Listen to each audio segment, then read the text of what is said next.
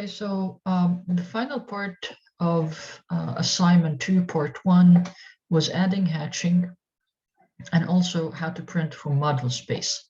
And this is what we're going to be doing right now. So how to add the hatching and where to find this in a menu. First of all, hatching can be accessed in two ways. One of them is located here in the draw menu. So if you clicked here and you clicked on hatch or gradient, gradient is actually part of the hatching menu.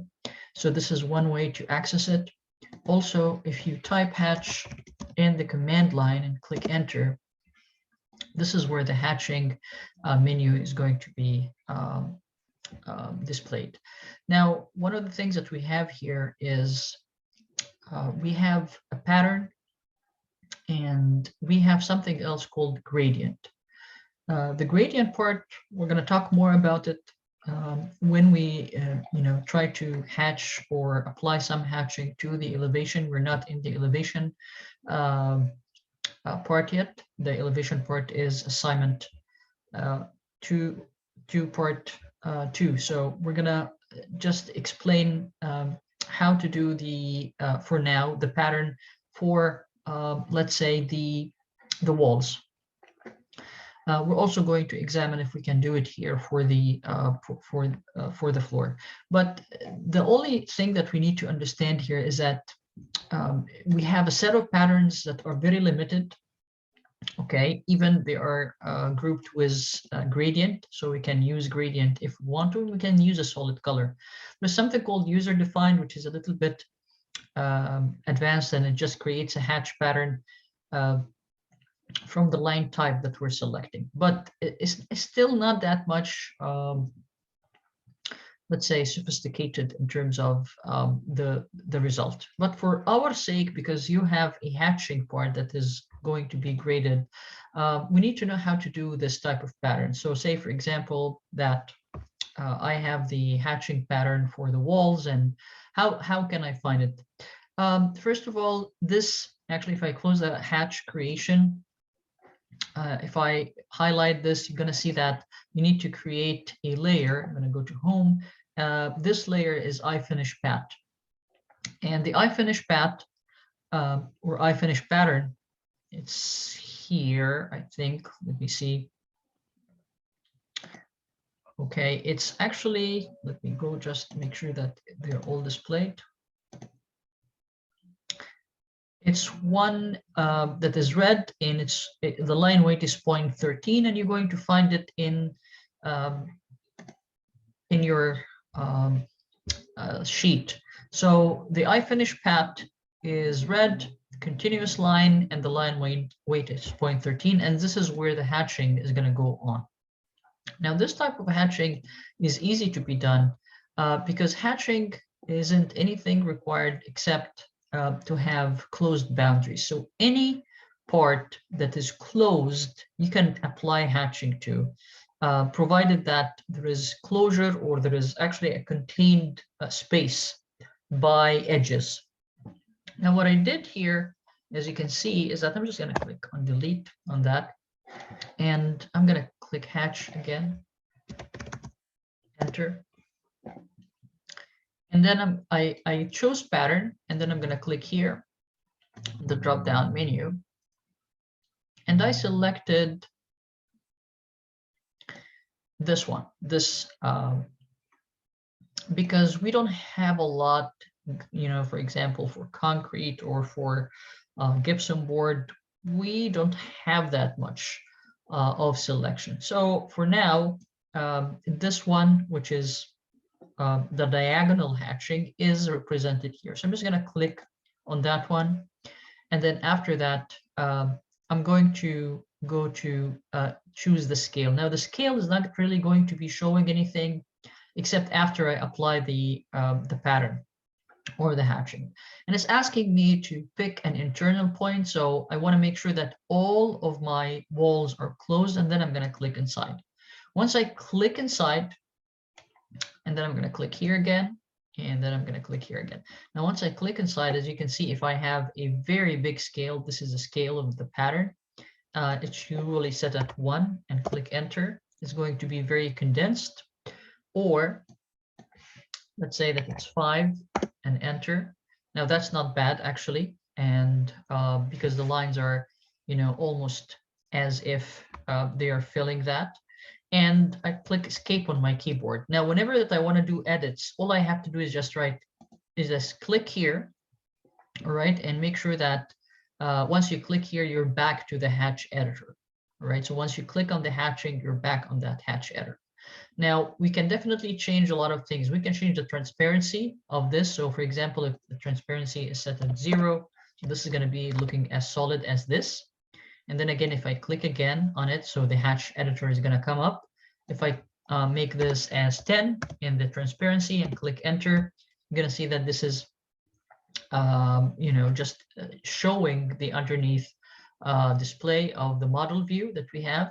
We can also change the angle if we wanted to. So for example, the hatch angle can be set at maybe 45 degrees.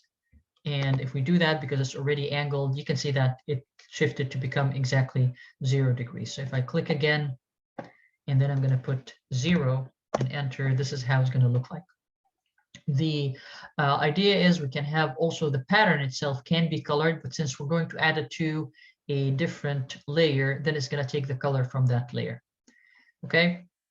Now I set it to annotative, and you know, again, we talk about annotative in the and your exercise of Unit 6, but then again, just annotative means that the hatching should look the same without changing its size if we print it on different using different scales and different paper size. So it should be consistent. So that's basically the hatching part. All right. So selecting the type of hatching that you want, setting your transparency, setting your angle, and setting the size. And again, if you want the pattern to look with a different color or to be applied with a different color, regardless of the layer, then we can select that from here. Okay. Once we're done, we can click on close the hatch editor. Now I can click here, and then I'm going to go home. And from the drop down, okay, menu, I can select the layer that this is going to belong to. So I'm going to click here and escape. Now, the idea is I just want to make sure that this is on the right layer. So I'm going to go back again to home. It's on the right layer here. I finish path, and want to make sure that if this is selected, now take a look at here. Now, if that the object color, and I want to make sure that this is following the layer that it's placed on, I'm going to click here, and then I'm going to click on by layer, because if sometimes the hatching is going to follow the color that it is originally being created in. But if I click here on that color wheel, I shouldn't see the color of the object. I should see the layer that it belongs to. So I want to make sure that the object is going to follow the layer that it belongs to. So I'm going to click on by layer, and immediately after doing that, you're going to see that the object is actually, or the hatching, which is an object, is following the iFinish pattern, which is the layer that it belongs to. I'm going to click escape on the keyboard, and this is how it's going to look like on your screen. If we want to kind of expand, although it's not something that I really like to do hatching on, because later on you might want to bring this in SketchUp, for example, and add color and add materials too. But if you want to experiment more with the hatching, we can certainly go to layer 0 here, and we're gonna make sure that we have a closed boundary, because as we said, if I want to apply, let's say, for example, some hatching here as the tiles, or adding some laminate floor, then I really need to close this area. And this is what I'm going to be doing. I'm going to be on the 0 layer because I don't want this to be red. And then I'm going to click on line and hover over this area and create a line here. I just want to make sure that this is exactly perpendicular. So right click and enter. And then I'm going to make a line to close that area here from where the door opening is. So right click and repeat line. and we're going to go upward like that, and right click and enter. So we did close this area, as you can see, and this is the area where we're going to apply another hatch. So it's very important, as we said, to have a closed area for the hatch command to work, because sometimes it's going to say we're not able to hatch, or hatch wasn't successful because you probably have a very small gap in between the supposedly closed shape. So now we're going to type hatch, enter, and then we're going to select something different from here as our floor. So if I click here and then I can scroll down, maybe I can find something that works. Now we have brick here, we cannot use that. We might be able to use it actually as the subway tile for the backsplash in the elevation, but we certainly cannot use it here. And I found you can also use that because it's tile. So we can click on this one, for example. And once we hover over the area that we have here, we're going to click. Now, whenever it's dense like that, and once you apply it, we have some problems because we want to apply it here as well. So if I click here, I can apply it here, but I'm still not getting the real shape of the of those diagonal lines. So what I want to do is that I want to increase this value here. So I'm just gonna maybe start by 20 and enter, and see if there is any change.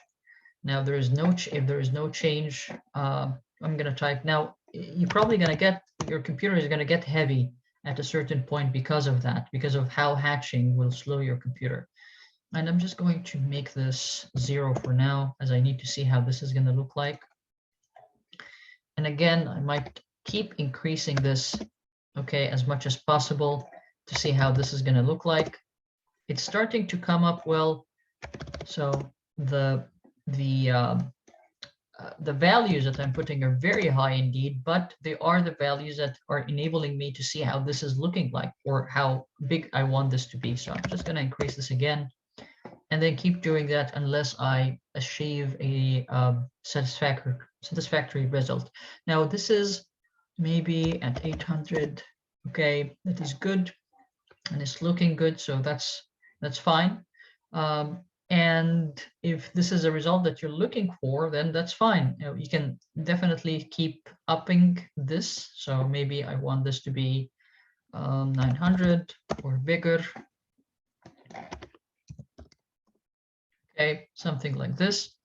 And I'm not going to assign it the same layer. I'm just going to leave it as white for now. But it should go to the same layer as your pattern.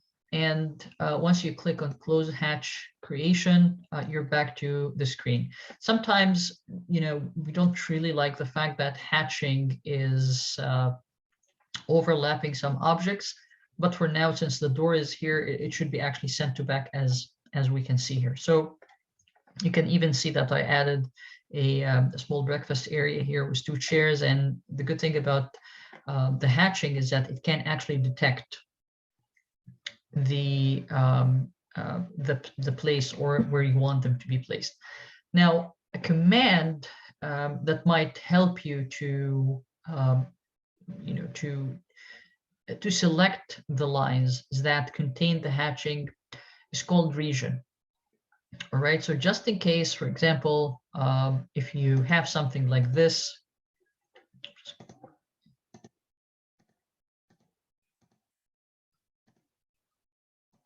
okay, and then you have some opening here, maybe a window or something, and you're not sure if those lines are closed, all you have to do is to type region, enter, and then you're going to select those objects. Now, region is a command that is going to make sure that you have closed boundaries. And click enter. And once you do that, okay, you're going to see that this is just one entity that you can apply hatching to. All right, so you might need to do that. And if you want to do that, then you have to select all the lines that contains the closing area of the kitchen. And then once you select them, using the region command and clicking enter. Now this means that the region or the place where you're going to apply the hatching is closed. So region has to be used before using the hatch command if you were not able to achieve the result that I have right now after you identify the boundaries of your kitchen. Okay.